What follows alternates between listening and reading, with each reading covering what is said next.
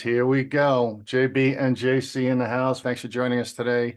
It's our February Ask Us Anything from FFL Consultants. And we'll have this information up at the end as well. If you're a first-time viewer, thank you very much for joining us today. Make sure you subscribe to our YouTube channel as well and join us on Facebook. And what are we going to be talking about today, JC? We're going to do some updates. It sounds crazy, guys. We're still talking about that 4473 going live. We're walking through our best practices for running your NICS NTN query reports if you are a NICS state. And then we're going to just talk briefly about some things happening around the country with state bills and legislation. Back to FFLC Academy. Guys, we are live. We are going live. Going to tell you how to join, how to take advantage of this great new curriculum we have for you to make sure you get it right the first time. JC, we might talk about AFMA, right? If we'll see. We're gonna do a little talking about AFMA just to make sure that everybody is up to speed on that and knows what they need to get done. Yeah, if anyone out there is a manufacturer, just go ahead and put a 7 in that chat box. Type a 7 into the chat box so we can see how many manufacturers are actually on the call today. Then we'll go ahead and oh, there you go. I think we have to talk about AFMA. Thanks, guys. Compliance Corner, too much to list. We're just going to run through a list of best practices and things you need to know about. And of course, we have our famous Ask Us Anything rapid fire at the session at the end. Here we go. I'm just going to run through real fast. 4473. We know this went live. When was that? Let's see. Who can figure out when that went live? Plug that into the chat box. Got any winners here? Who's the winner? Let's see. Brian, there you go. Brian, Gun Owl, there you go. Yes, it was February 1st. And guys, you're not going to believe this, but we had, I don't know, 24 calls last week when the ATF launched their memo to all FFLs regarding the new E4473 that finally got published and updated online. This is otherwise known as the E4473 fillable PDF. I know a lot of you still use that form out there. You're halfway between getting rid of paper forms and going to a software package for electronic 4473. Well, the ATF version finally got updated on February 13th, 12th or 13th. And a note went out. And believe it or not, many FFLs were surprised that there was a new 4473 out there. Heck, if you missed that, if you missed any prior notices, just want to remind you that any transfers you completed between February 1st and February 14th must be redone onto the new form. Yes, if you have questions about that, talk to us during our rapid fire session at the end. We do have solutions for how to get that fixed, but those transfers on the old version, December 2022, are invalid. Okay, more talk on that later if you need it. And hey guys, FFLC Academy training, again, we're going to talk about this in just a minute, but we will be having our new 4473 course on how to complete the form accurately without any errors. We're going to have that session out to all of you within 3 weeks. So look forward to that, to train your employees on how to complete this form correctly once and for all. All right, again, if you have any questions, pop them into that chat box. Yep. All right, let's see, state updates. We're not going to go through all the bills specifically, but here's all the states that if you are transferring to folks outside of your state that walk into your store, maybe you're in a high tourism area, maybe you're neighboring to another state with restrictions, etc. Maybe you're just off a major highway and people like stopping in.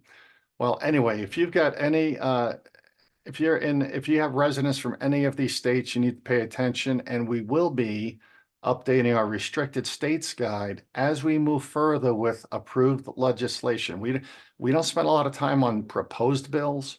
It's a lot of reading and anxiety, typically over nothing, or the bills that get proposed in Congress or the House or the Senate.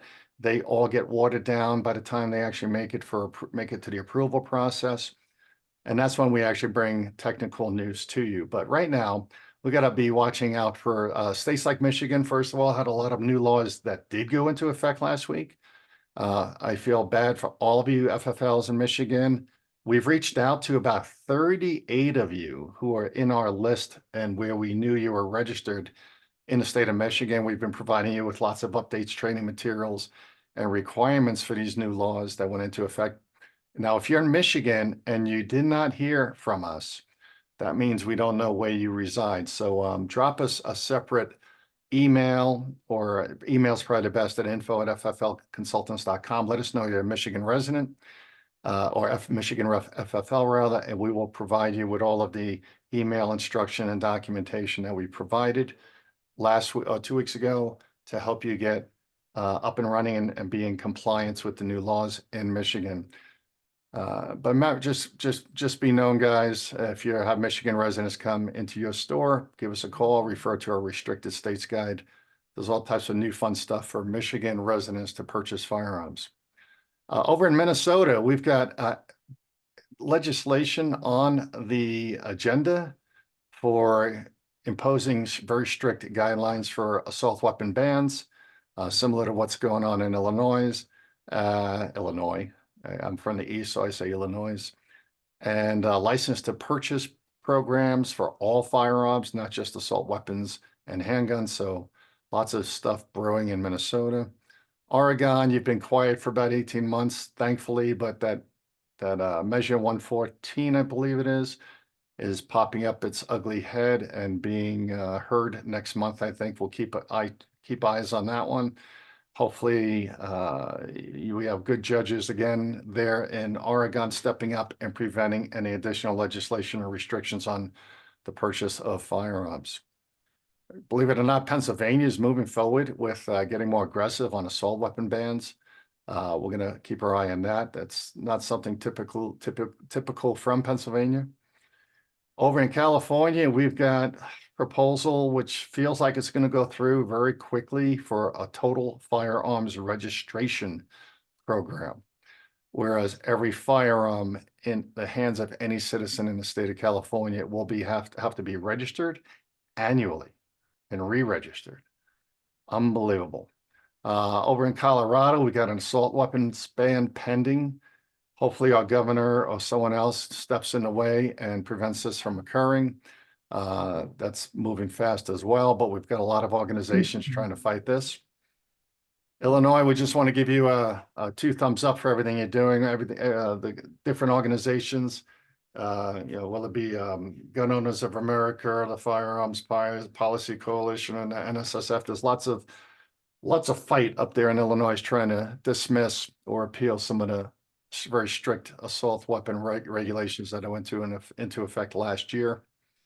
Over in Virginia, there's a new law very close to being approved. We hope the governor vetoes it. It's an assault weapons ban.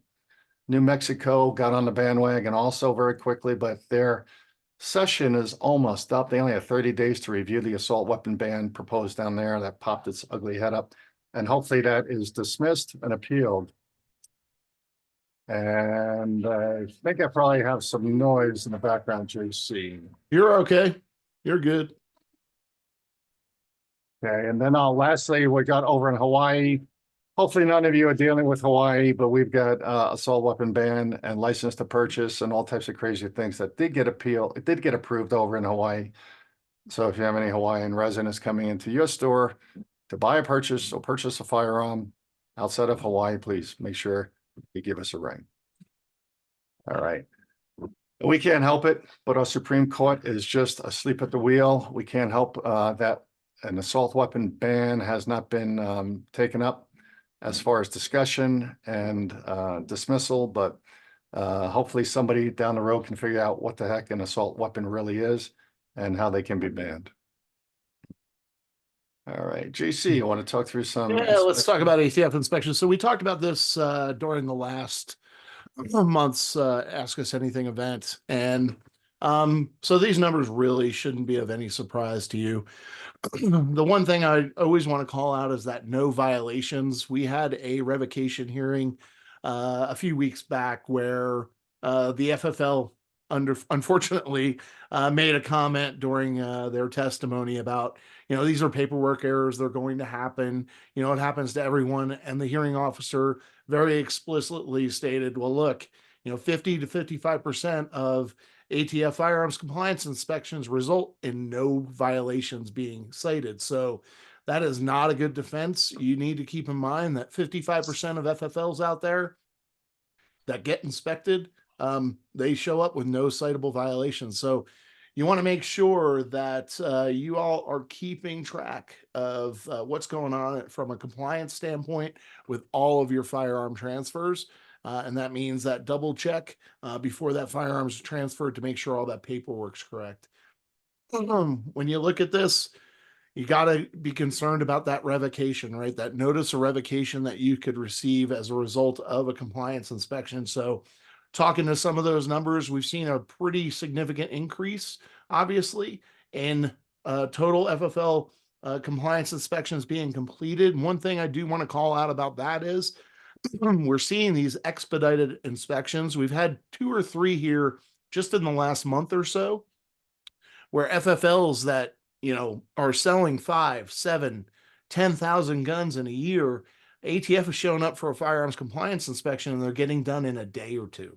Now, granted, they're bringing in 6 people, but the fact of the matter is, I can't believe that you can go into an FFL that sold 7,000 guns in a year and complete an inspection within 1 day. There's just no way. Even best case scenario, excuse me, even best case scenario, if they only spent 15 seconds on a form, and that is like bare minimum, that is like flying through 4473s, and there are no issues whatsoever identified, you can only get through 240 forms in an hour. So there's just no way that you can tell me that, you know, 7,000 guns transferred in a year and you're getting a complete inspection done in a year. We think they're trying to get their stats up, which fine. We understand they're under pressure, etc. But you know, it's a little bit scary to me. So total number of inspections resulting in revocations, we had 20 in January. That's 3%, 3.08%. And that's the first time we've actually seen the percentage of revocations exceed 3%. Back in October, it came close with 2.9%, but we're starting to see this happen where FFLs, we've been telling you guys for well over a year now, pay attention, get behind compliance, make sure you're 100%. And we're still seeing an uptick in the number of revocations. So you guys know that we talk about this on a regular basis. Go back, watch our other episodes, and get your stuff together as far as compliance is concerned. Hey, JC, yeah, one of the things, Joe, I mean, JC handles all of the hearings, revocation, warning hearings, et cetera, for us. Most of you guys know that. What do you told me the other day that you're hearing and seeing the ATF not as, I want to say, cooperative as they have been in the past. You think they're getting, the directors are getting pressure from Oh, Washington? I totally think the directors are getting pressure, and I'll tell you, they are less likely to move things around when there's conflicts on schedules and things. So it's very important that if you get a notice of revocation, that you get with somebody and at least have a conversation about what you're facing. Because I can tell you right now, they're stacking up. I just got through coordinating calendars with 3 different field divisions because they all wanted to have different revocation hearings on the same date. And they really didn't care that I had another revocation hearing. So it's important that we get the ball rolling well in advance of that hearing. So if we do have to move things around, we can communicate that right at the time that we request the hearing. Yeah, crazy. Crazy. Yeah. Well, the trick, guys, is to not get anything near a warning or revocation or suspension. So here's one of the big things you should be doing to prevent any of these issues from popping up during your next ATF inspection. We are going to run through very quickly for you the process to run your NNICS queries. For these are for FFLs in states that are not point of contact. This is where you do FBI NNICS background checks. So bear with us. If you're a POC state, we'll get through this very quickly. But hey, for all of you who aren't doing this, we highly recommend running your daily, weekly, and monthly NNICS query reports so that you have an accurate record of all the NTNs that you ran through your store under your license for 4473s, over the last day, week, and month, or several months. This issue comes up with us all the time during an inspection where ATF finds a 4473 either with an 8-digit NNICS number or a number they can't read because of handwriting, or even a missing number. And guess what? We even find expiration dates in that box by mistake written in there by our salespeople. So For whatever reason, you want to complete an accurate list of the NNICS numbers run through your license location. So here's how you do it very quickly. When you sign on to NNICS, this is typically the screen you see. So here goes this little wheel. You want to go ahead and click on the little wheel up to the left, and that is going to open this box for you. All right. And if you've never seen this before, just take some notes. In this session will be recorded so you can run back through it. But when this little box opens, you want to click on NTN History Query. Again, the NTN History Query. That means a search. That means a report of all the NTNs that you have run through your store. You're going to go to this box that now has 2 filter lines in it, 2 ways you can search for your records. And the first one, we're just going to use the top line. And top line here is going to look at create date. We take that drop down menu and we we select create date, and we go ahead and list right here the create date less than, meaning before today, less than, well, we ran this yesterday. So create date less than 2/18. You're going to simply pick that from the little calendar box that's right there. You can make it any date. You can make it last week. You can make it today. You can make it last month. But this is going to be a great report for you if you don't already print this. But unfortunately, NNICS, FBI NNICS has made some changes. We want to bring it to your attention during this session, but we've got a solution for you as well. Now, when you run this report, it prints as usual. We blocked out some information for privacy reasons.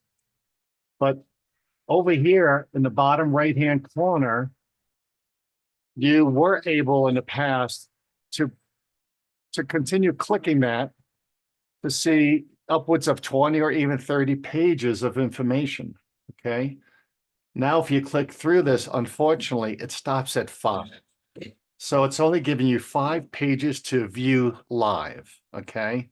Now, if you haven't seen this, we've been getting calls about this for the last couple of weeks, and we checked in with NNICS, and we're just not getting the answers we expect, which means, oh, it's a mistake, we'll fix it. We think this is not a mistake. We think your view is being limited right here to 5 pages of information, and that could be, 5 or 6 transfers a day, or that could be 5 or 6 transfers a month. But you're only going to get 5 pages to view based on the criteria you selected. In this case, we selected create date. So if you notice, the information is sorted by the created date in descending order. But if I ran back through these 5 pages, I'm only going to get back to maybe February 12th. So how do I see the information prior to February 12th? Well, we have a solution. Okay. And again, this is so you can identify and look at and review your NNICS numbers for background checks you submitted. Well, here's what we do. Since you're sorting by create date, keep that in mind. Let me first tell you about printing the NNICS status reports for anything that is ever delayed. If you're transferring on a delay, we urge you to print these NNICS status reports so that you have proof at the time of the transfer as to what the actual information was on your report. So in this case, if this was a delayed background check, we would want to know what the bottom line status was on the timestamp date of the transfer. Well, here's another problem with NNICS. When you print this, you get 2 pages. It's no longer printing on 1 page. Why is this? No one can tell us. But here's the determination timestamped for your background check. Now, if this was transferred after the Brady date is expired, we would want some proof that we were okay to transfer on that date. In this case, it's printing on 2 pages. One solution we've heard from one of you out there was that you can reduce the printing percentage to 75% when you actually print this, go into your print settings, make it 75%, and you can get 2 pages of information to print on 1 page. That's the way it was working, up to about 3 weeks ago. Why this is occurring now, we have no idea. So moving on, we're just saying be careful with this, especially if you're transferring on delayed background checks. You're going to want proof of your status at the time of transfers, because we know very well that a delay can easily turn to a denial. All right, moving on. If you, there's your status report and timestamping. It's on page 2. So moving on to this report, we're back to the main query screen. Now remember I told you you're only getting 5 pages of view. You can only toggle through here and move to 5 pages, all right? So if you need something from last week or last month, there is a way to get it. You can actually go up to this action button in the top left corner of the view screen and select that, and you'll get a quick little drop-down box that says export. And you can export to a PDF, or you can export to an Excel file. We recommend the Excel file. It's easier to search later if you need to look for something. But when you do that, you will get the spreadsheet. Here's the Excel spreadsheet. Thankfully, the information is still there. Even though you can't view it on one of your 5 pages in a live view format, you can download this file and export it, and it will have all of the information that was there before, including up to 90 days of proceeds and other information. See, the proceeds here are actually dating back to the create date back in October and even September. So thankfully, if we were missing an NTN number and it was a proceed, we can still retrieve it by exporting this file to Excel and then being able to look at it, save it to your hard drive. And we recommend doing this every month. We recommend doing it either on the first day or the last day of the month, make it a routine. This way you will always have a permanent record of the NTN numbers for your store for every date you ever had a background check. All right, this comes in handy, especially when the ATF shows up and you have an 4473 from 6 months ago that has an incorrect NTN number or missing NTN number, and you cannot prove you had an authorized background check approval. So there you go. This is sorting by created date because that's the query that we ran originally, if you remember. We ran it by create date less than yesterday. All right, if you have any questions on this, please, we're happy to actually put this out in a mini video format for training or send it to you, but it will be included in the video session that's being recorded and sent out to you next week. All right, that was a lot on running NNICS queries, but we get this call once, twice, 3 times a week from folks, especially during an ATF inspection, when they sadly are reporting they have a missing or incomplete number or illegible number. All right, so here's the reminders. Run that NTN history query daily. It's a great practice. Just go in there, run it at the end of the day. Bounce your 4473s and background checks from the day against that. Make sure you're not missing a form. Make sure you got all the right statuses. Make sure all the NTNs are copied correctly. Remember, only 5 pages are printing in the live view versus almost 90 days prior. Print those details for any delayed transfer that you transfer after that Brady date where it is still in a delay or open or researching status. Make sure you get proof that you had approval to make that transfer, because those, again, very well can turn into denials later. Run that monthly query report. Make it a common practice. Just takes less than 5 minutes. Just go in, run the query, do the export, do the download. Although pages not showing the live report, all of your data will be retrieved and show proceeds for 90 days. Remember, that's a best practice. Run that file. And just so you know, all denied NTNs do stay resident in that file forever. A few of you have been asking me how to look at your old denials since you couldn't see them anymore. And the ATF is definitely going after inspecting those when they show up for the last 5 years. They will look at your denials. Here's a great place to go look and make sure you have all of your denials completed accurately through box 35. JC, let me hand this off to you. I got some banging in the background. Sure, absolutely. All right, so reminders for great compliance, right? That Brady release date, that 3-day wait, okay? That's 3 government business days, not your business days. In other words, today is President's Day. So today is not a government business day. So you do not include today as one of the days in that Brady release date. Number 2, make sure that you are putting that Brady release date in box 32 and highlighting it. It's important because you know the customer's got to come back to recertify that form.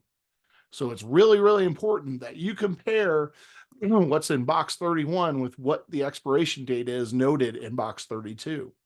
Highlight 30 and 31 to let whoever's going to complete the transfer know that, hey, I need to get the customer to recertify the form if the transfer is occurring on a different day than you initiated the background check.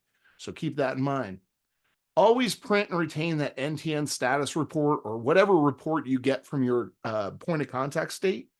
You want to make sure that you're either printing it or saving it as a PDF and keeping it on file. It's very important for you to be able to reference that in the event that we or you have to come to the defense of your license. All right. Check every 4473 2 or 3 times. The important word here is before that transfer occurs. That's vitally, vitally important. Do not transfer a firearm unless you know that that transaction is 100% and everything is completed. Remember, it starts at A, it ends in section E, and you have to complete 1 through 36 in order to complete that transfer. Now, some things don't apply, obviously, but you want to make sure that everything is completed that's required to be. All right. Remember to use those dashes and spaces and serial numbers if they exist. You need to be paying attention to what's on the firearm is what matters.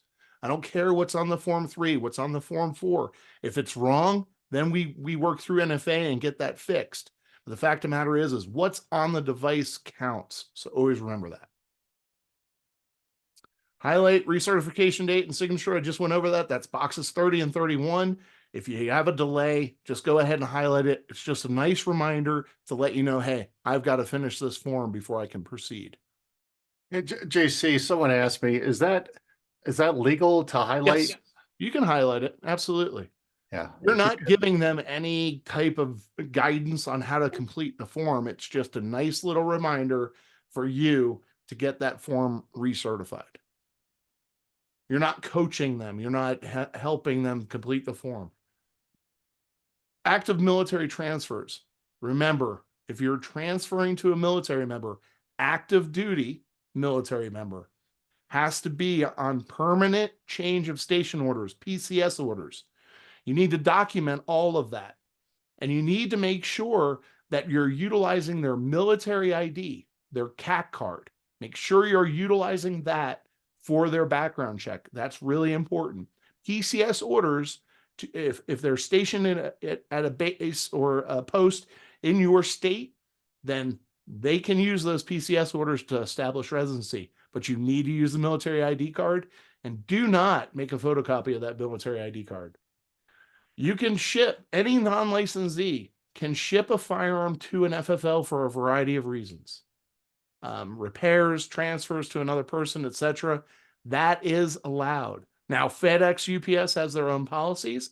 It could be very challenging. It might be very much easier for them just to go to an FFL to ship a firearm. But the fact of the matter is they can ship firearms through the mail. So keep that in mind. When replying to trace requests, remember you got 24 hours. Do it expeditiously.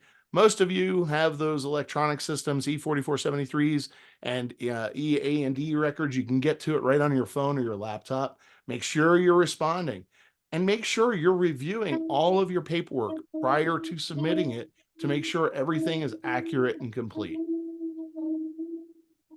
During your next ATF inspection, make sure you know that you don't have to provide them anything electronically.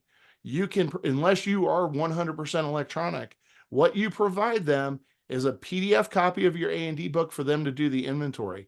If you're fully electronic, make sure you know how to get them into what's called the audit mode. All right. Make sure you're doing that. All right, guys. FFLC Academy is live. All right. I'm trying to get excited here. We've been working on this for months and months, but we're on a roll. The software is working right.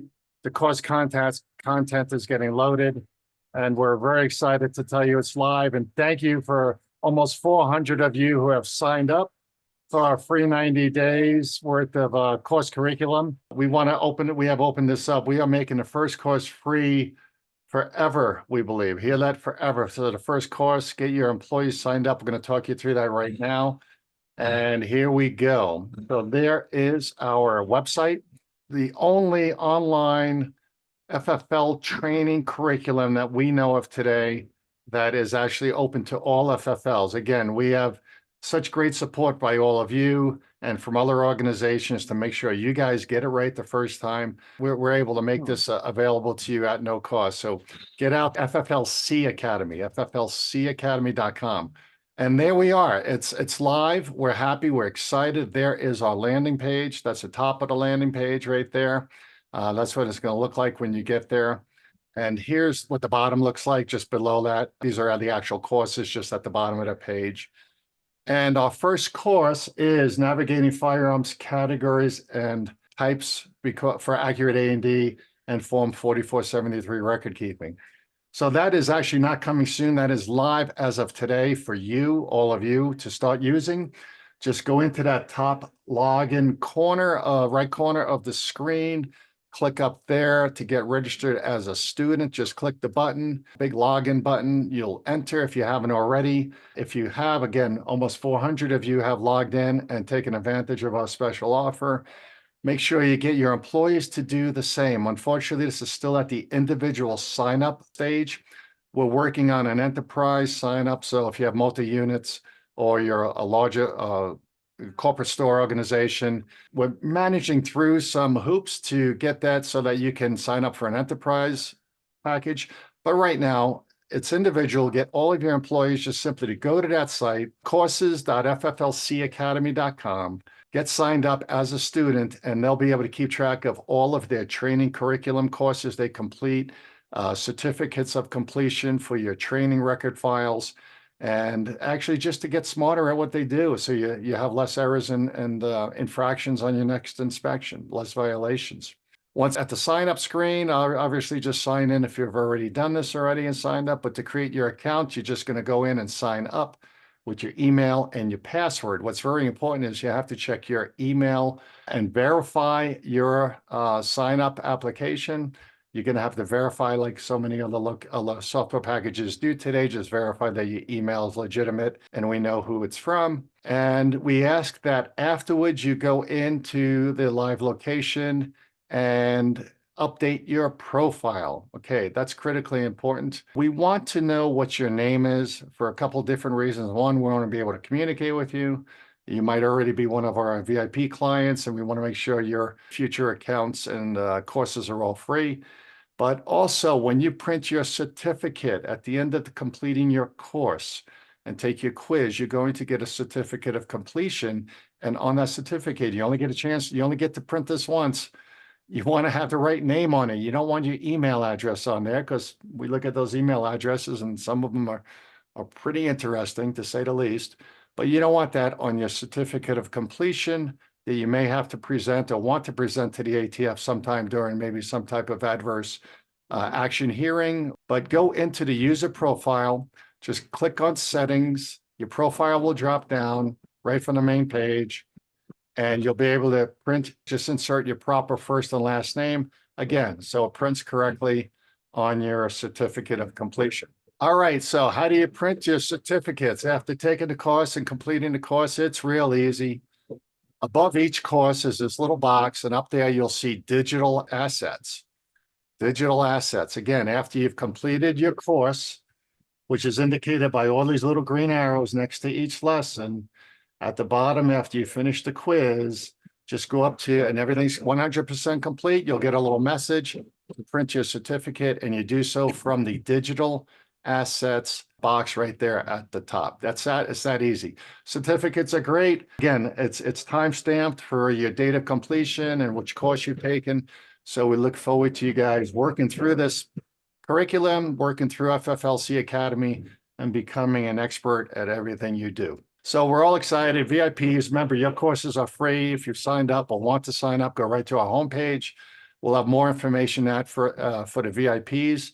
You'll get a separate email on that, so just stay tuned. And that's it. We're truly excited that FFLC Academy is finally up and running. All right, y'all have heard this time and time again. Yes, there are 5 deadly sins, but in our experience with everything going on with various administrative action and such, these are the deadly sins we're seeing the most of and the most causing adverse action FFL. So make sure that you are educating your staff. You're becoming familiar with this. It's really, really important that you follow the rules and do everything you're supposed to be doing. Just remember, ingrain these in your folks, and always, always, always double check that form before you let that gun go out the door. All right. These are the 9 that I'm constantly seeing FFLs trip over themselves on. So please get this ingrained in your head, get it ingrained and trained into your team's heads. So that way you'll never make a mistake. And I'd rather come out and do a compliance checkup or do training on site than have to come out for a few days and try to defend you and get you out of a revocation. So enough on 9 deadly sins, moving on. Are we making this available on our website soon, I We believe? are going to put this out in our website. So make sure you get out there and sign up for access to our members area. We're going to put this stuff and a few other documents and such out there so you guys can use it internally for your training purposes. Absolutely. All right. For those of you who are in these states, Mississippi, Alabama, Georgia, Vermont, New Hampshire, Rhode Island, check these dates, put them on your schedule. NNICS, ATF, and NSSF, meaning me and JC, are coming to a location near you. Watch for your invites from NNICS.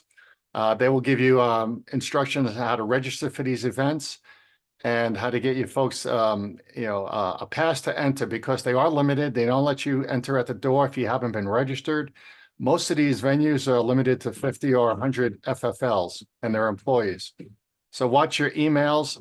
If we hear more about the invites going out, we'll certainly pass those along to you, but talk to your local IOIs and watch your email and check your spam folders as well. And then JC and I think, are going to be at the National Pawnbrokers Association Expo in July. So looking forward to seeing all you guys. Feel free to say hi and let us know if you're coming. Can you grab that, JC? Sure, absolutely. So as always, why are you not a member of your trade association? If you don't know who NSSF is and you want more information, reach out to us. We're happy to talk to you about the National Shooting Sports Foundation. A lot of times we ask this question and nobody knows what NSSF is.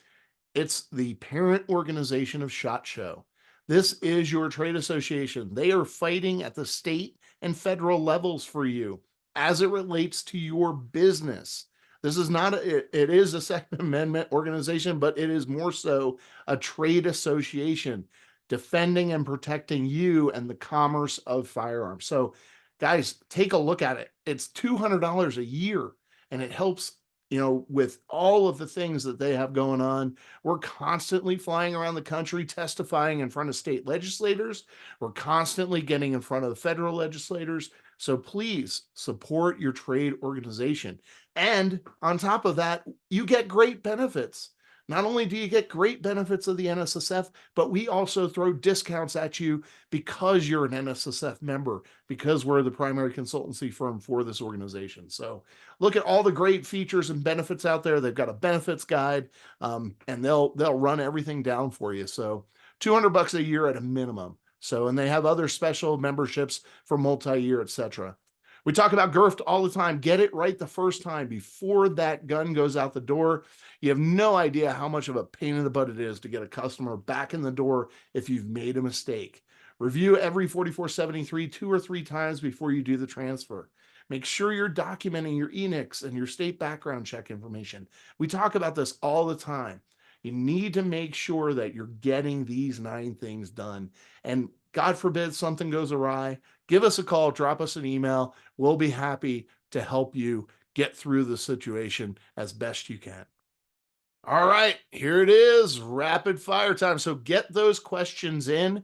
If you sent us a direct question, we'll either try to answer it anonymously or get with you directly. So please, if you sent in an anonymous question, drop us an email at info@fflconsultants.com so we make sure we get you the answers that you need. We don't want to embarrass anybody, and we don't know who's on the call today, so we certainly don't want a situation where we might be putting you in jeopardy as far as compliance is concerned. So, all right.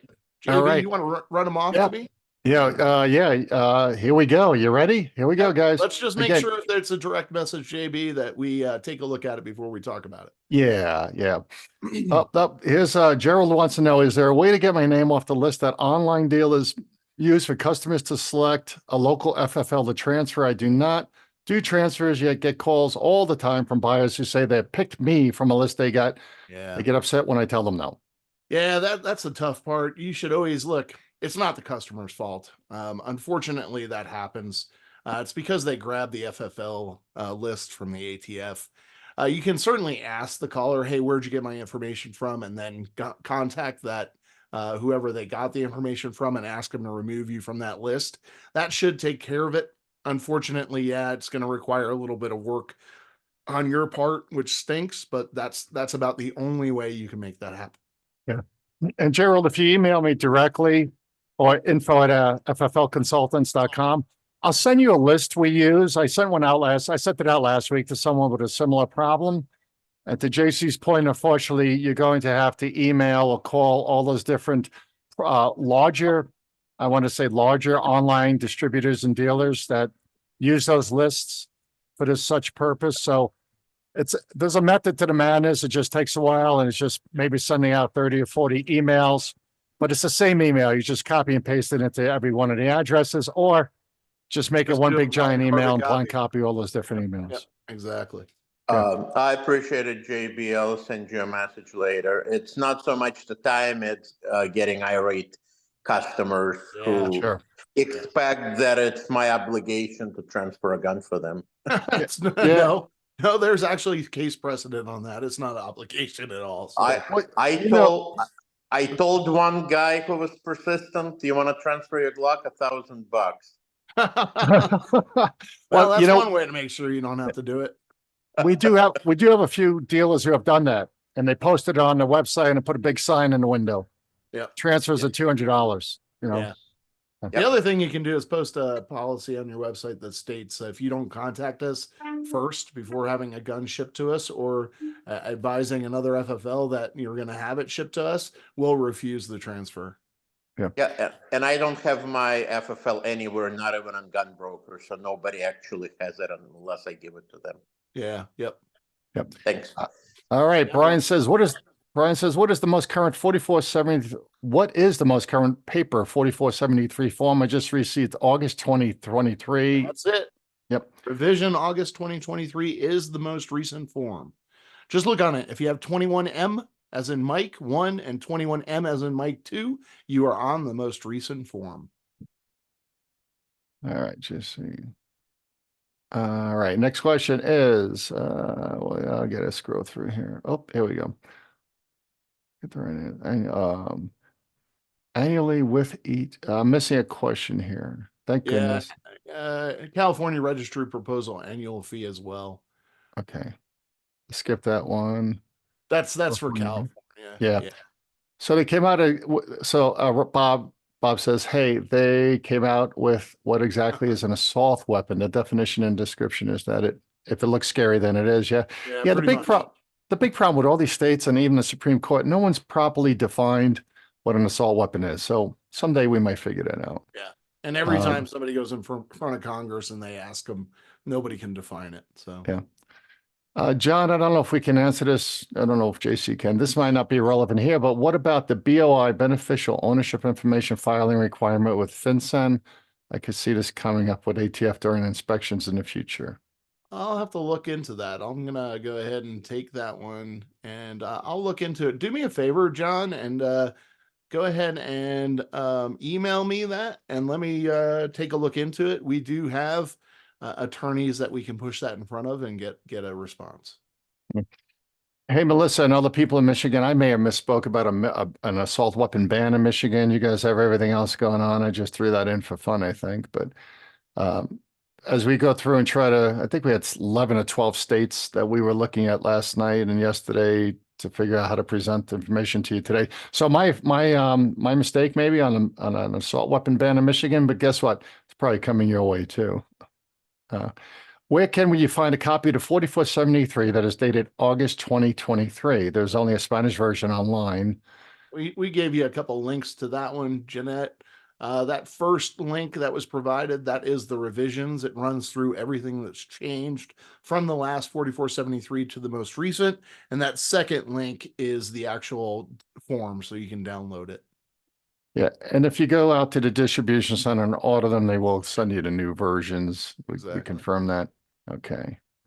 Anthony says, Washington State is getting insane. Yes, we know.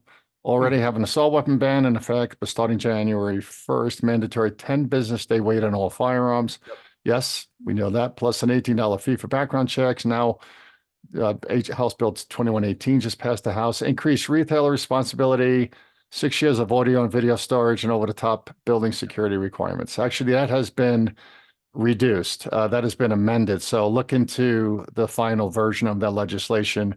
It's actually down to 2 years of storage, and they've also talked about the frame rates, a lot of technical stuff in there, and also some reprieve for home-based dealers. So there's been some updates just in the last week to that, thankfully. So we could talk offline more about that. We've got about 35 or 38 clients up there in your state, so we're pretty versed on what's going on up there.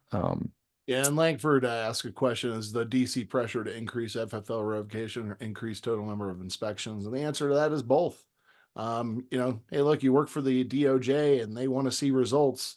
The way that you're going to see results is increase the number of inspections conducted, but also find those zero tolerance violations and nail the FFLs to the wall for it. So the answer, Langford, is both. Yeah.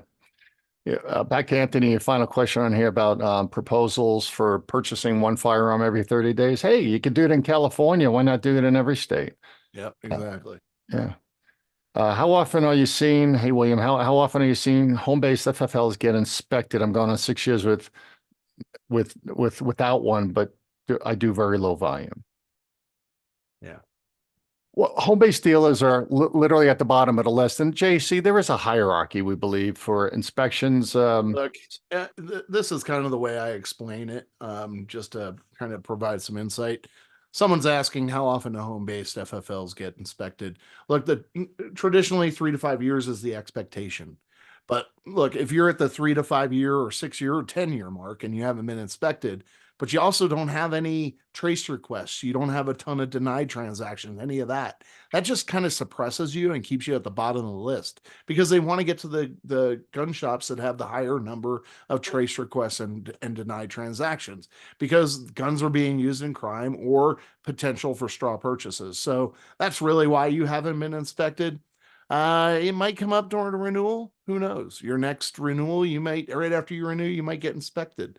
But if you're not selling a high volume of guns and you're not seeing trace requests, you're just not high on their priority list. Yeah.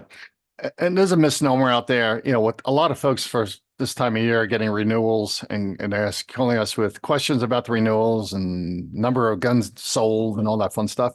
But it's by statute, the Gun Control Act and the ATF does stipulate that you are to be inspected prior to renewal. So you would think you'd get an inspection every 3 years at least, but that never happens. There's simply not enough inspectors to go around. We hope their budget doesn't get expanded, et cetera, all that fun stuff. But with 53,000 gun dealers with brick and mortar, and then, 53,000 gun dealers, 900 inspectors, the math doesn't work. An inspection takes 1, 2, 3, 5 days, 2 weeks sometimes, depending on the volume. So, if it's been 6 years and you keep your head low is all I can say. Right. And hey, but if we didn't go over it today, but we also have right over on our website under tools and resources, we have the how to prepare for your next ATF inspection guide, which also includes the compliance checklist for you. So if you're not using that and don't have it, just jump out there, download it for free right off our website under tools and resources. Okay. Let's see. W.A. Pawn says, in regards to the NNICS queries for states that do not use NNICS, is there anything we should do similar to keep track of? So point of contact states, I know TBI does it. I know FDLE does it. Colorado does it as well. I'm trying to think all the different state point of contact state organizations. typically you'll get some sort of summary report.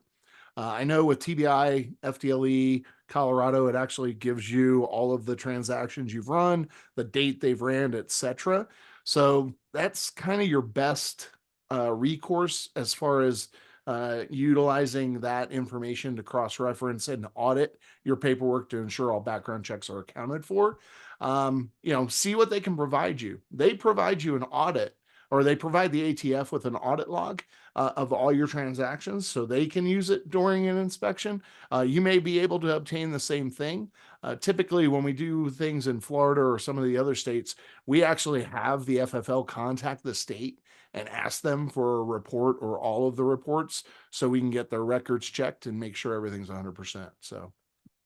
Yeah, with the new SAFE program up in Washington, I haven't been back. Well, I actually was. I was up there last month for a couple of visits, but it wasn't significant enough because of the invoicing didn't start yet. I think it started February 1st. That $18 per background check invoicing, but your invoice should have some reference to the background checks, either customers' approval numbers or something. Again, same thing with Pennsylvania. I believe a lot of that information is on your monthly invoice for reconciliation. Yeah. So you guys contact your state agencies and see what's available is kind of our best advice, I guess. Yep. Yep. All right. Those organizations with those states that I rhymed off, they all provide that stuff to you. So just if you're not getting it, make sure you get it and you keep it on file. Again, that information goes in your buddy file. Once you pay your invoice or whatever, keep that invoice in your buddy file. Yeah. Just all like right. NNICS reports. Yeah, contact us. Should we keep the NNICS reports in our buddy file? Yep, absolutely. Yeah, NNICS went in detail and put everything in chronological order, how you file your 4473. So that way, you can go, you got an issue with the January 4473, you go to your buddy file for January, flip through it, bing, bang, boom, there it is. You get the problem fixed. You're good to go. Put everything back in your buddy file. Yeah, and keep them separate and stored separate and away from your 4473s. We don't want them next to your forms and when the ATF inspection starts. Hey, interesting enough, though, as many times as we say this, we say do not attach the NNICS status report to your 4473. We're still visiting Gun Dealers Weekly where we find that attached. And I was in a location 3 weeks ago to somebody who calls me all the time and I said, why are you attaching your NNICS reports here? Oh, we just don't want to start a buddy file, and oh, it's too much work, and oh, it's a lot of excuses. And sure enough, during the inspection, they went through about 300 forms, and I actually found a discrepancy, a critical material discrepancy between what was actually keyed in and showing on the status report to the background check versus what was on the 4473. They spelt the last name wrong.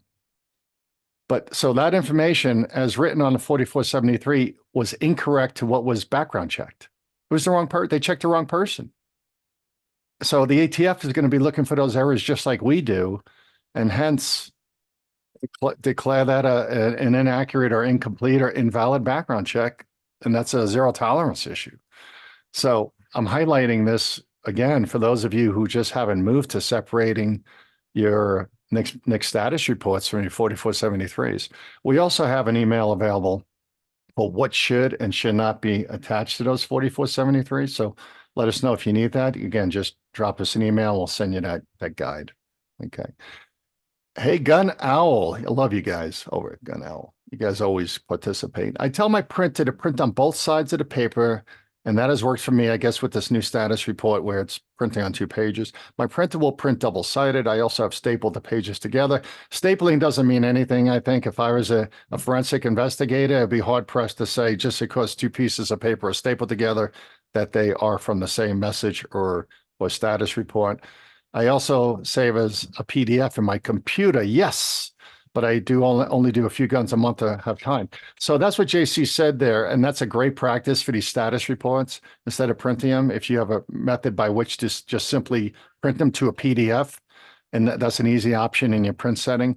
Instead of printing to a printer, just change it to PDF, drop it in a file on your computer, and maybe just drop them in there by year, maybe label them with their name so that you can look them up alphabetically if you had to. Just an easy way to reference them if you needed to. Okay. Dakota says, we adjust the print settings to print double-sided. So it prints, got that in front and back. This allows, okay, got Why that waste as well. paper? Why waste paper? Why waste paper? Print, at least front and back printing is more credible than two pieces stapled together. Right. Hey, Rick, thanks for joining us today. Can you address the inclusion of question M in addition to M1 and M2 on the Spanish forms? The form should align perfectly. There is no question M. It's M. It goes L, M1, M2, and then N. Maybe give me some clarification on that.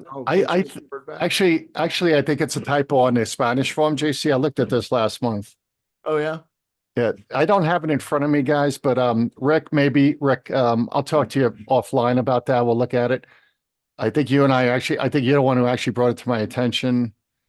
I think it was a mistranslation on the Spanish conversion of the 4473. Yeah, I'm looking at the most current one and I'm not seeing it. So you got the Spanish version? Yeah, I have it up.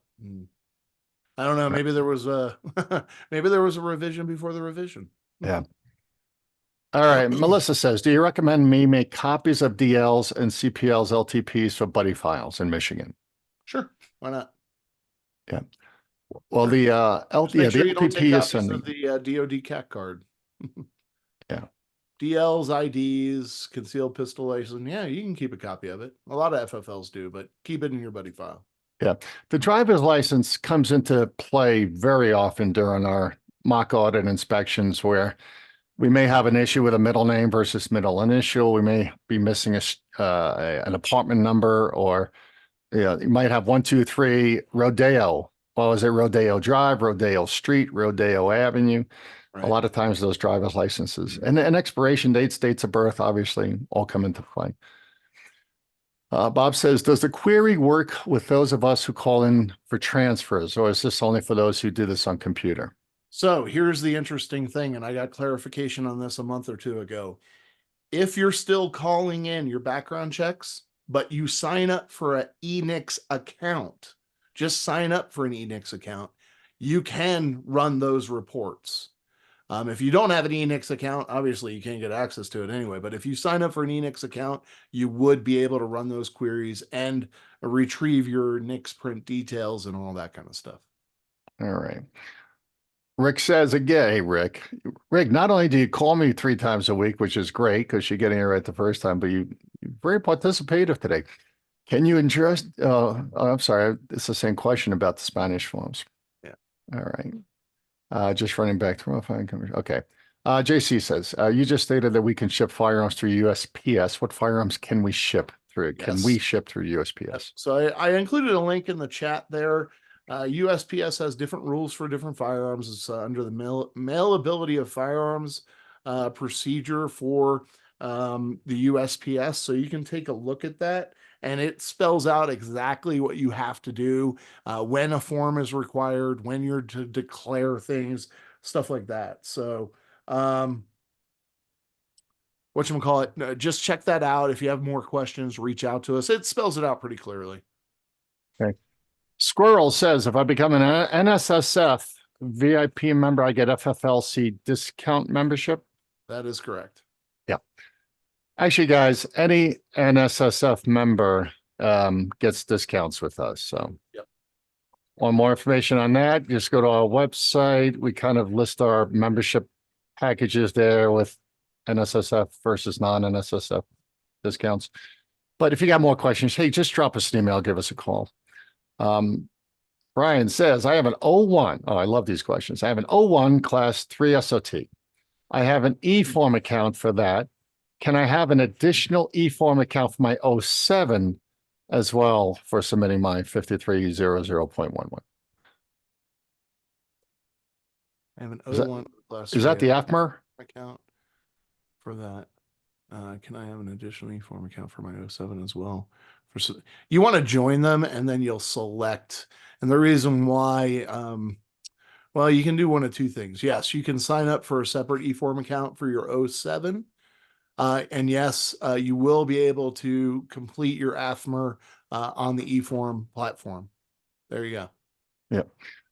So guys, just for informational purposes, I know a lot of you are on here and you don't know us personally, but JC is the NFA and manufacturing expert from our group. So don't call me with NFA and manufacturing. Call him first. I'll handle everything else. All right. And one of us will always pick up the phone 24/7. We make it happen that way. So okay. JC, while we're here, why don't you briefly summarize the AFMR requirements? Yeah, sure. All right. So the annual firearm manufacturing and export report, the AFMR, that is required to be completed by all 07s, all type 7 manufacturers and type 10 manufacturers. That's manufacturers of destructive devices. That's required to be submitted by April 1 of this year. It is just a statistical report. All right. Doesn't have anything to do with your excise tax, etc. It's just a statistical report. And the key to this report is this: it's the firearms that you've manufactured and entered into commerce. That is important to note. Entered into commerce, sold. That is what that means. So only the things that you've sold into commerce is required to be reported. It's what you've manufactured and basically sold to individuals. So make sure you're doing that. And remember, even if you manufactured and didn't sell any into commerce, fill out the form and put in all zeros. And no matter what, it is required to be submitted. Got a good one yesterday. JC manufacturer asking about the AFMR. Is if he has purchased, say, 30 receivers this year or last year and built 15 firearms, long guns, handguns, ARs. Now he's obviously manufactured and sold and put into commerce 15 firearms. How about if he sold those other 15 receivers stripped in their original form? Whatever you've sold into commerce. So say you brought in 15 receivers and you built them into full-fledged firearms, whether they be a handgun or a long gun, and none of them sold, it would be 0. But back to my question, if I bought 30 receivers, only built 15 guns, sold the other 15 receivers as is. Receivers being sold as is you didn't manufacture a firearm. Right. Okay, good. So they do not get manufactured. Only the ones that were manufactured as a firearm, a full-fledged firearm. Great. I got one right. Thank you. Hey, yeah, let's see. Someone's asked, Bob, we're not sure when we're going to be over in your neck of the woods, Ozarks, but give us a direct email and we'll figure out more there. Yeah, I'd have to look at my assignments. Yeah, we are. I know I have one in Arkansas coming up, but I don't have my calendar in front of me. So reach out. We'll figure it out. Between JB and I, one of us can get out to you. Yeah. Yep. We're on the road at least every other week. Brian says, if you only have a couple of items left in a closed bound book, can you simply transfer them to your new bound book, or are you stuck maintaining the old bound book? Absolutely. You can absolutely move firearms. Once you get down to only a few left, close out that book. All you have to do is put the date in the disposition of the old book, put moved to book number, page number, line number, or whatever the case may be, and just reference that note and then reacquire that firearm in the new book. Janet says, hey, how do I sign up for the March 20 class in Montgomery, Alabama? Janet, send me an email direct. I'll put you direct in contact with the fella over there at FBI NNICS, Eric Moore. Will be happy to make sure you get an invite to that event. Yep. All right. All right. Gun Owl. Yes. Someday I'm going to figure out what Gun Owl's first name is. If I have a personal FFL with my e-check, but will be getting a business FFL, will I need a new e-check login to use e-check? Yes, you will. Okay. Yep. 100%. You can join accounts, but I find that that's a little bit challenging because you might run a background check under the wrong account. And that can get you in trouble. All right. Rich says, I print a copy of the PICS result, Pennsylvania, PICS result, and put it in the 4473. Is that okay? Oh, why? Well, the PICS result is very straight. It's just a name and either approval. If it's an approval, there's no other information. I wouldn't keep. Look, there's only 6 things that you're required, depending on where you are in the country. that are required to be attached to the 4473. Required. That's the stuff that you have to put with the 4473. Why add extra paperwork? We tell you that for two reasons. Number one, we want the ATF, the IOI, to be able to review those 4473s as quickly as humanly possible so he gets out of your store and moves on to the next FFL. We don't want a bunch of extra documentation cluttering up the process. Yeah, we're frequently either on site or talking to our clients during an ATF inspection. If you're one of our clients, we hold your hand through that inspection from start to finish, including the closing conference and hearings, et cetera. But the funny thing is, when I'm talking to them, when they say when the ATF has nothing to look at, meaning just a 4473, they get mad. They get angry because they look at a form that's basically completed and they have nothing to bump it against or compare it to find errors and omissions and discrepancies. And they go faster. More often than that, JB, we hear it from IOIs that are a little bit more industry friendly, we'll say, and they'll even tell FFLs, why are you attaching all this extra crap to the 4473? It's not required. Right. And it just gives me more things to use to check you. So why would you do that to yourself? Yeah. And on the contrary, a month ago, we had an IOI, a new IOI again, where we new versus old veterans, et cetera, asking where their backup paperwork was. And I had to get on the phone and say, you're not privy to that. Exactly. Well, we would like to see, quote unquote, we would like to see copies of the driver's licenses attached to the 4473. Well, we would like not to do that because it's not required by law. And it's amazing how pressurized some of these investigators can be during their inspections. The bottom line is don't become intimidated. You know, don't let that hurt you. Get us on the phone. We'll help you through those processes. All right. Lindsay says, we just got a first suppressor approval back. Well, congratulations, Lindsay. On the 4473, do we need to keep any paperwork to show the suppressor transfer was approved or put any of the paperwork in our buddy file? You can keep the Form 3, the original Form 3 and the Form 4. It is not required to be attached to the 4473. If it was done through e-forms, the customer has a copy of it in their email anyway. So there's really no point to keeping it anymore. But the only reason we advise FFLs, if they want to keep it in a buddy file or keep it 100% separate as just a completely separate file, is for customer service purposes. Customers lose their Form 4s all the time, and it's a real pain in the butt to get it from NFA. So that would be the only reason you would keep it, but do not keep it with the 4473. It's not necessary. And one other note on that, we've run into this a few times now in the last week. Integrally suppressed firearms. That means there's a handgun or a long gun that the suppressor silencer has been permanently affixed to or is somehow incorporated in the design and manufacturing of the firearm. Keep in mind, integrally suppressed firearms is a GCA firearm and an NFA firearm. That means when you transfer those, a background check is required. Keep that in mind. A background check is required for integrally suppressed firearms. All right. What is the link for the FFLC Academy? I had it on my old browser. Very simply, here it is. Courses. Courses, C-O-U-R-S-E-S, courses, like college courses, right? Educational courses, FFLC Academy, FFL Consultants Academy.com. Courses.fflcacademy.com. Oops. JC? I got it. Yeah, I think I just lost my. Oops. What happened? Oh, yeah. You wanted to, I can get back there, but want me to keep going with, Yeah, keep going. Oh, yeah. Well, let me hear. Yeah, mine just, whoop, Just lose your PowerPoint there, button. Just click on PowerPoint. No, it just went crazy. Yeah. Okay.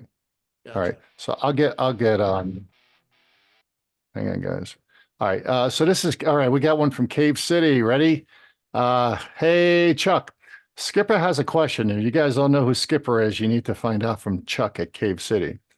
Skipper says, do you use two-digit month, two-digit day, and four-digit year on the date on your 4473s? Yeah, also, where this is coming from, but no, you're not required to. You can, But an acceptable date format is a single digit month, a single digit day, and a 2-digit year. It doesn't matter. They're all acceptable. So I don't know where this is coming from, but this is one of those, what we like to call the Code of IOI regulations. It's completely made up. There's nothing in regulation that stipulates exactly how the date is to be written. So keep that in mind. Yeah. Also, do you have to have a CWP, concealed weapons, to do the need to sign box number 30 on the day of purchase, or is number 22 sufficient? Say that again. Also, if you have a CWP, meaning concealed weapons permit, do you need to recertify, I guess? Well, first I got to ask you, Chuck, what is box 30? Oh, yeah, 30 and 22. Those are the signature dates. All right. Signature sign-offs. Just trying to get through the right page here. Yeah. So the answer is yes. You have to sign both of those if you're picking up the gun on a day other than what's. Oh, I'm sorry, Chuck. You're saying this is happening in Florida with FDLE, but you're not doing a background check if you have a concealed weapons permit? If that's your question. If you're bypassing the background check process because there's an exemption in your state, that person does not have to sign the recertification.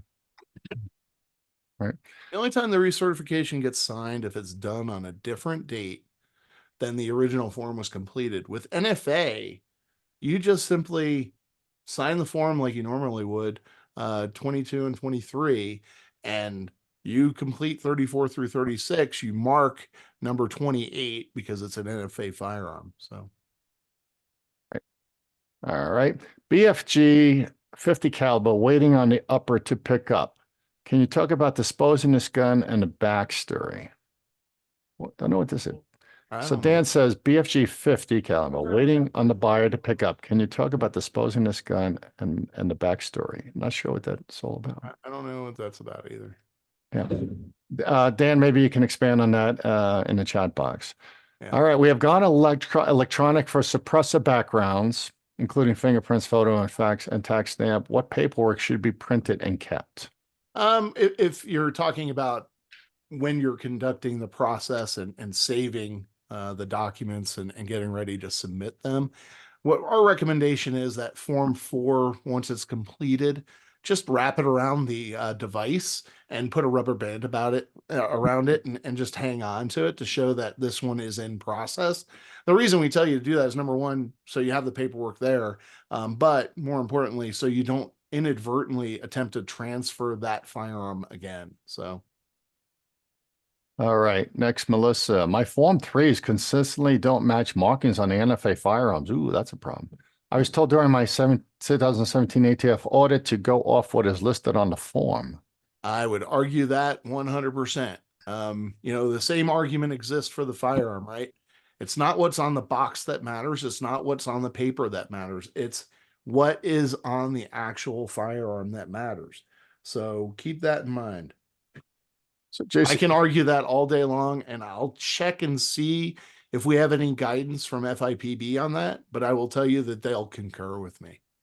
Yeah, what do you suggest if your Form 3 does not match your I suggest firearm? you contact NFA and have whatever it is corrected.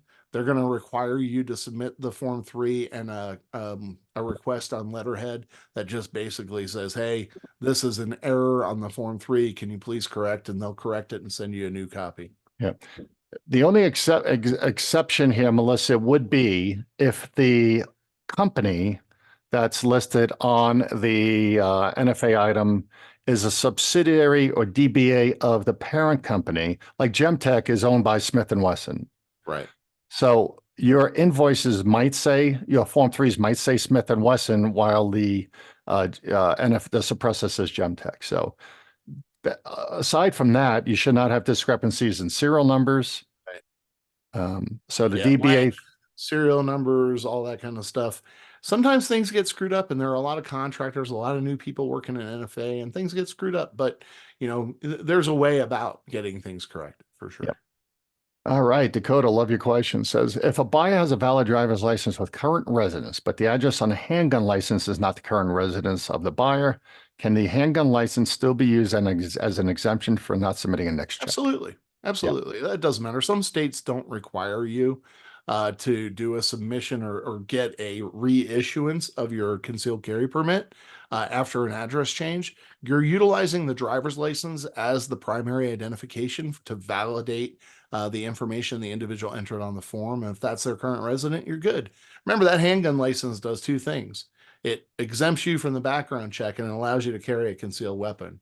There's no requirement in the regs that that handgun license or concealed carry permit have the current address on it. Only if you're utilizing that as the primary ID. Right. Very good. I get that question a lot. Yep.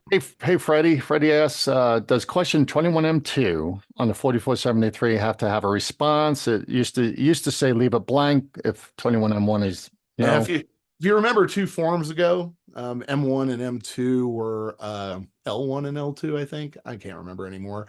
But if the person is a non-immigrant alien and their response to 21M1 is to the affirmative, then M2 has to be completed. U.S. citizens have to complete M1, but do not have to complete M2. If it's done in error, is it a big deal? No. If you catch it, have them line through it, single line and initial. Otherwise, it's not necessary. It's only a non-immigrant alien thing. Yeah.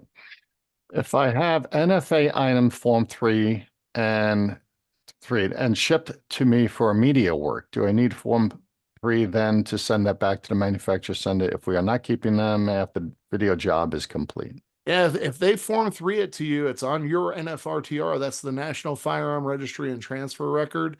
You're going to have to, if you're sending it back to them because it's theirs or whatnot, then, you'll have to form 3 it back to them. Yes. Yep. I get you should remedial. sign up for e-forms because let me tell you, it goes a lot faster FFL to FFL that way. I think most people are within 30 days. Yeah, if you do an NFA, I explain it to everyone like this. That form 1, form 2, form 3, form 4, form 5, they're all permission slips. Yep. From the ATF. And Exactly. but specifically with the 3, 4s, and 5s, when those get approved, it's all about where that NFA item is now registered, at what address and to whom.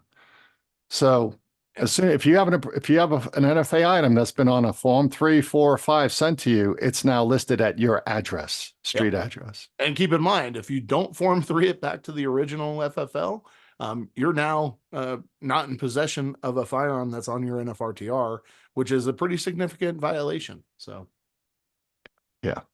All right, Washington, pawn again.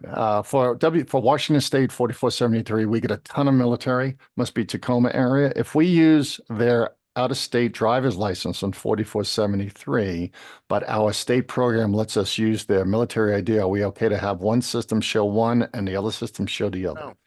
Military, if you are utilizing the PCS orders to establish residency, you must use their DoD CAT card or military ID for the background check.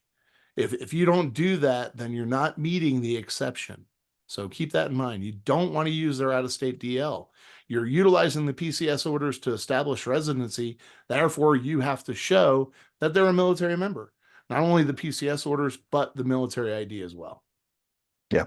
The Washington State SAFE program up there, guys, is not 100%. I'll tell you that. We talked to Kevin. Kevin has us proofread some of his stuff that he sends out. He's the guy in charge of the new background check program at Washington State. Unfortunately, he's never been a gun dealer. So, it's still a kind of a quagmire up there. So don't mix the two. Again, guys, email us direct or at info@fflconsultants.com. We can't get through all these chat requests for documentation. Like Robert, if you want the military, active military member transfer guide, just drop us an email and we'll send that up your way. All right. info@fflconsultants.com. Yep. All right. Someone says, has anyone had a copy of the master FFL resent to them? Yeah, sure. Mine was mailed to me without my request, and it doesn't expire until 9/25. That might be somebody making a mistake. The only person that requests a copy of your FFL is a responsible person. So I don't know why that would have happened. Yeah. That's first. Yeah. You can certainly call your examiner and find out why it was sent to you. Yeah. Anna from Illinois. I know exactly who you are, Anna. So, yeah, we're very happy to help you with everything that we do, and keep in touch. Let us know how we can help. We avoided a nice issue there with Anna. Can you please send me the email of what should and should not be attached to my 4473? Again, Rich, just send us a direct email. That's a lot easier for us to catch up with and respond to you with the documentation we have for you. Is an FFL in trouble if selling to an individual that sells at gun shows as an individual? Becky, yes. Sell your personal collection. Yeah, you can sell your personal collection at a gun show. The way the rule is right now, and some of it is up in the air. If you're selling firearms as a matter of business, as a matter of seeking profit, but if you're just selling your own personal inventory just to get rid of a few guns, you can do that. Yeah, but be aware that last sentence on the certification now Yep. holds every customer Exactly. accountable to proving that they're not selling those guns for a profit. And we've had many, I'm talking dozens already, of inquiries from FFLs where the customers are being approached by the ATF, either at gun shows or knock on doors, asking for receipts of firearms that they recently purchased and inquiring as to the resale of those. Don't take this bipartisan Safer Communities Act stuff too lightly. Yeah. We're hearing more and more about it, and more about the ATF going after individuals selling firearms without a license. But I mean, that's good for us, for gun dealers, but don't be caught conspiring with your customers. Don't put don't put your head in the sand on this issue. If you've sold 10 Ruger or Tauruses or something to your customer in the last 6 months, you gotta be asking why and what are they doing with them. Remember, you're qualifying genuine interest and intent on every firearm transfer. Rick says, love Rick's questions. It's definitely on our forms, meaning over in picks and across a few orders on the form. So they allow us to order 20 at a time. So I have forms from initial release to about a month ago. I just ordered more forms and I will check those and let you know. Not exactly. Oh, Rick, this is, I think that Rick was talking about the Spanish question M. So we'll get back to Rick. Let's talk offline on that whole Spanish translation issue. John says, how do you apply, sign up for an NNICS account? And Tony answered him. Thanks, Tony. All right. Tony's man of the hour. Kavik says, are there any annual reports for class 6? And what should we expect from just inspection? for firearms, not for ammunition. So no. Yep. Scott says, which online depends on what you're doing. If you're exporting, and there's some nuances there. So if you want to reach out, Scott, and have Kavik and have a conversation about that, we can. Yeah. Scott's asking which online 4473 would you suggest as we're wanting to move to online now? I would tell you, Tony, Fast Powder Course Tour. Scott, reach out to us. Schedule some time with us so we can get a better understanding of what your needs are. There are a lot of caveats to this, and getting an understanding of what direction you want to go will help us greatly in what recommendations we provide. We support Fastbound and Core Store. We also support a number of other ones. And what do I mean by support? We're their compliance consultants. When they come up with something new or looking to make a change to the system, they come to us and ask us, hey, we're looking to do this. Are we within regs or out of regs, or how would you recommend doing it? So reach out to us so we can get a better understanding of your needs, and then we can figure that out. All right. From one of my favorite clients up there in Washington State, still in business. Does removing the upper receiver or barrel assembly from a complete AR platform rifle and selling the complete lower receiver constitute manufacturing that needs to be reported on the AFMR? AFMR? Ooh, that is a good question. That's dismantling. Yeah, you're dismantling the firearm, deconstructing the firearm, and selling it off. Well, there is a process for it, and you're JC, I think I have the issue behind this. Mike receives a lot of decommissioned firearms from SWAT law enforcement. Uh-huh. So he's disassembling and parting them out. Yeah, I don't let me look at AFPR and the reg and just see if there's any nuances in there as far as disassembly of a firearm. Reach out, Code 4, and hit me up with an email. I'm leaning towards I don't think so, but let me just look at the reg and make sure there's nothing in there that might cause concern. All right, Brian, you might want to talk to JC about this one. I think AFMR, if you manufacture, I do not add a serial number. The receiver I use to build a complete has the serial number. Do I claim them on my AFMR? AFMR. Well, you should be, if you're manufacturing. Yeah, you can adopt the existing serial number. You just have to make sure that you mark it with your markings as far as the manufacturer, city, and state.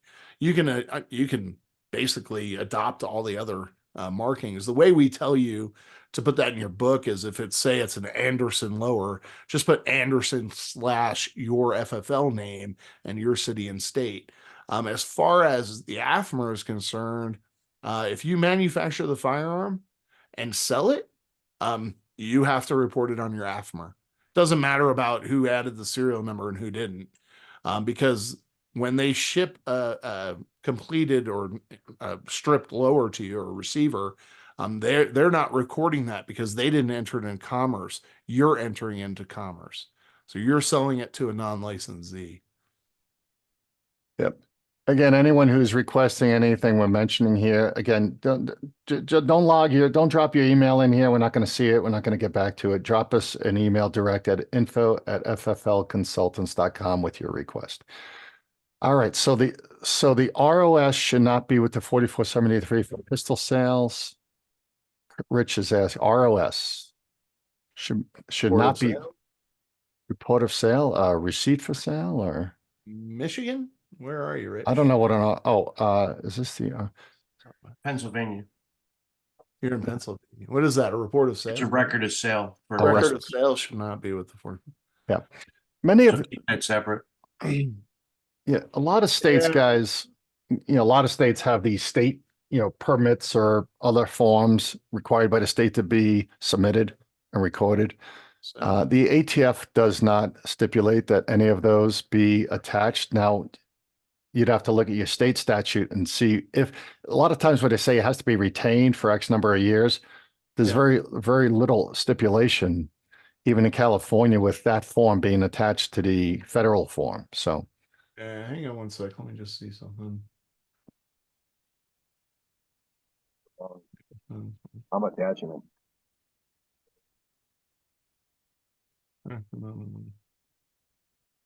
I'm looking at the form. I'll read through the form and see if there's anything on there that requires it. Typically, it says we recommend you attach it to the 4473. But let me take a look at it. Email me. I'll take a look at the form real quick and get you an answer. All right. All right. I guess Gunal's name's Scott. Hello, Scott. Gunal, thanks for joining. We love teaching you guys. Thank you, Langford, for publishing the course website. Again, guys, you got to get your employees signed up individually on that. Just get them to enter their name and email out there, and we'll take care of the rest. Mary says, my audio broke up and I didn't hear the answer. Do you need to attach the Form 4 to the NFA 44 to the 4473? No, Okay. not at all. No. Not required. No. No. Okay.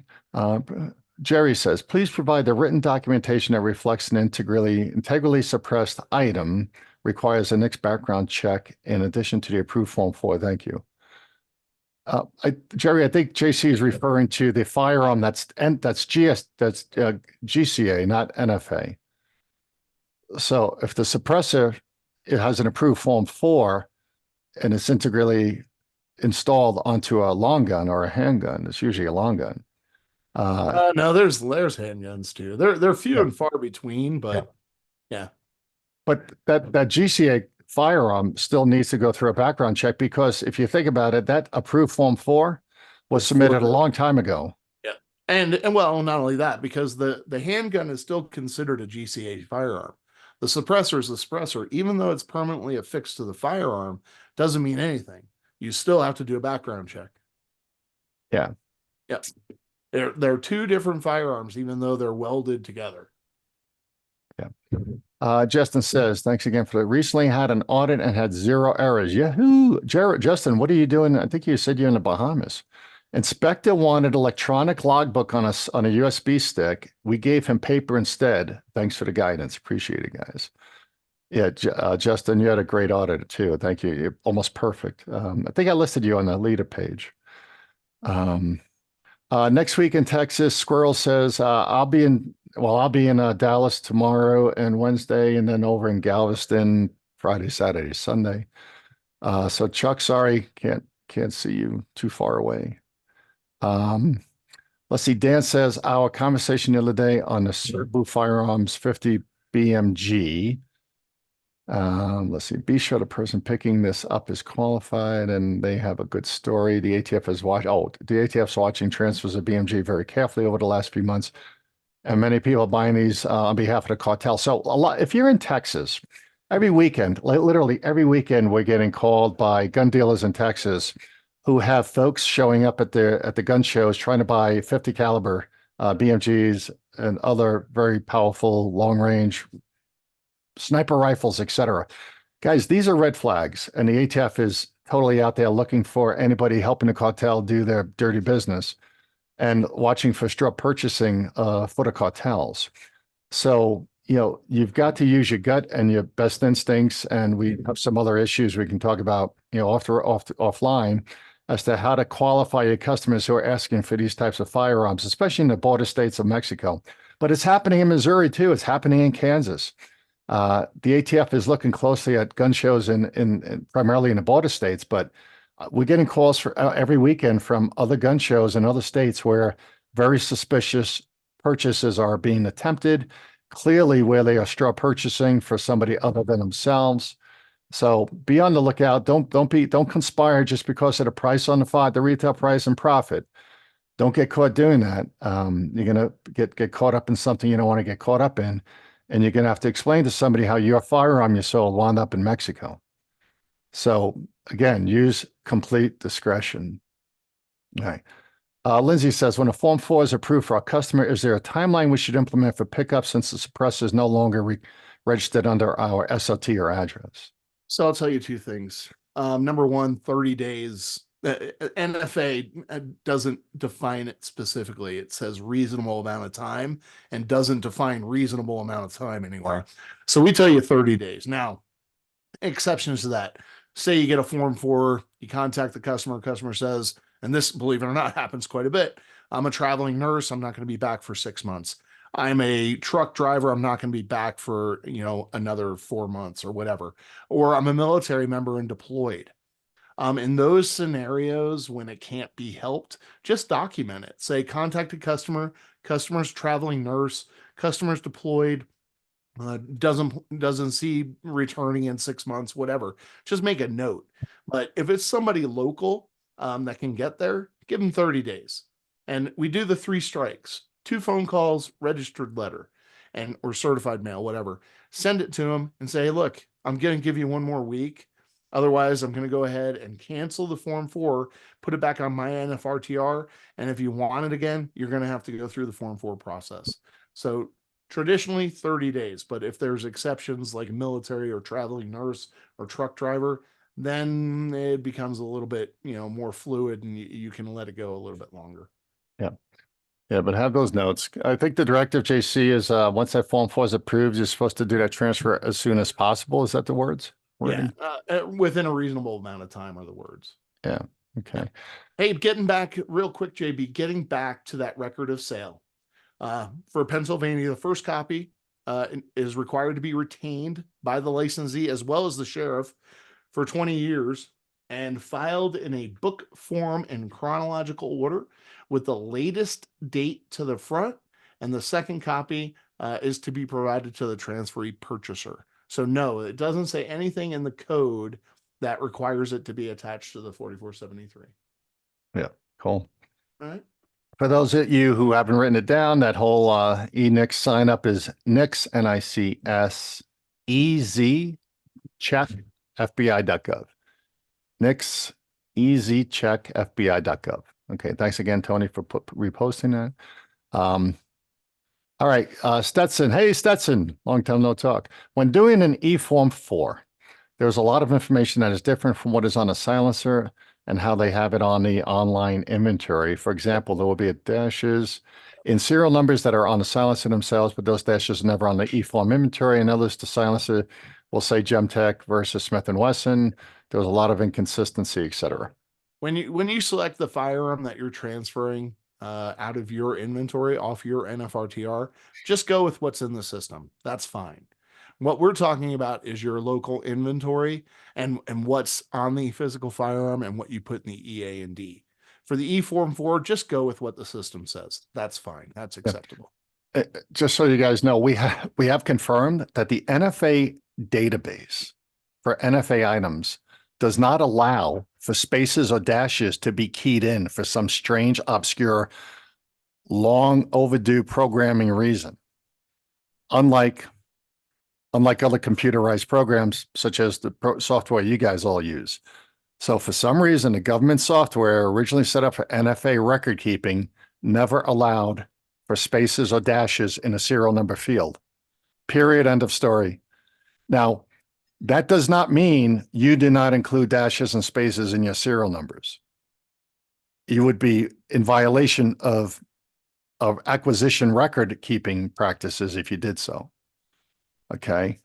The ATF inspectors are going to tell you otherwise because there is no written rule. There's no written rule that says you do not include spaces and dashes on NFA serial numbers. So, JC, I know you deal with that all the time, right? Yeah. Yeah. It is what it is. Yeah. It's a weird system. Don't even get me started. So NFA items are just a logged serial numbers, just like every other non-NFA item. Right. Okay.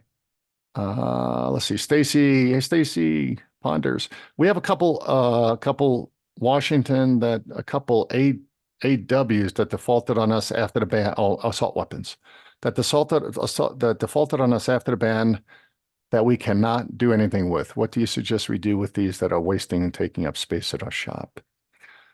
I think your laws changed recently where you can't even sell those out of state. I think I'm right. Let's deal with that offline. With all these new changing recent laws, I think we even have to go back to the statutes to see what you can do with those now. I think I was talking to somebody the other day. We're hoping that, this assault weapon ban gets appealed somehow. Hopefully there's some lawsuit. Hopefully maybe there's some Supreme Court ruling down the road. For now, you're holding those, or you can transfer my belief to law enforcement and military. So let's just wait on that. I'll try to tackle that offline with you. All right. Okay, thank you. Yeah, I know that's a tough one. I got somebody else called the other day about that. Mr. Hornick says, thank you all the time putting this information every week. Every week. Tony says, try every day for traffickers. I wish it was only happening once a week. Yeah, Tony at Tombstone. Yeah, you guys just got to watch out for this cartel trafficking, especially with what's going on with the border. Who knows, but as a gun dealer, they don't care about what's happening, what the external factors are. As a gun dealer, you just have to get better and actually get great at what you're doing. In fact, the third course we're putting out is all about preventing straw purchasing. That's going to be out probably within 5-6 weeks from now. That'll help all of your employees quickly recognize and learn how to handle assertively attempted straw purchases. So, all right. I think that's it, guys. Lindsay says, sorry, I missed the answer to my SOT question above. Lindsay, why don't you just hit that space bar and ask us the question again live, if you're there. Oh, here it is. When a Form 4 is approved for the customer, is there a timeline we should implement for picking it up? We said 30 days. JC says, make 2 phone calls and rule of 3, 2 phone calls and 1 registered letter. 30 days, they don't pick it up, tell them you're going to cancel their Form 4 and they'll have to start all over and reacquire the suppressor back into your inventory. Yep. And if there's a situation where it's a military member that's deployed, a traveling nurse, a truck driver, and they're not going to be back for some amount of time, just make sure you make a notation, get a Post-it note or something like that, and affix it to the Form 4 in the device. And that way, if ATF comes in and it's been sitting there for 6 months and the person's a military member deployed, they know what's going on with that form and that device. They know why it's still in your possession. Yeah. They understand. They know there's nothing you can do about it. Yeah. And they're not going to make you put it back on your NFRTR. That's a reasonable expectation. Yeah. Well, guys, that's another Ask Us Anything event. We are so grateful for all of you hanging around. 115 of you still here. We're going to close down at this point. We got some planes to catch. Please, if you call us, we travel a lot now, unfortunately. I don't know if that's good or bad, but if we don't answer your call right away, only call, we send you a little text that says we'll call you right back. But if there's a customer standing in front of you, by all means, call us right back. The other things we might ask is, just realize we might be on an airplane. We might be on a call with another customer. And if it's not an emergency, we both live in Denver, although we travel, try not to call at 4 o'clock in the morning. And with the question that might be able to wait till normal business hours. Other than that, go out to FFLC Academy, guys. We want to see you there. Give us feedback. Use that contact button to send us messaging. And we look forward to seeing you again in March.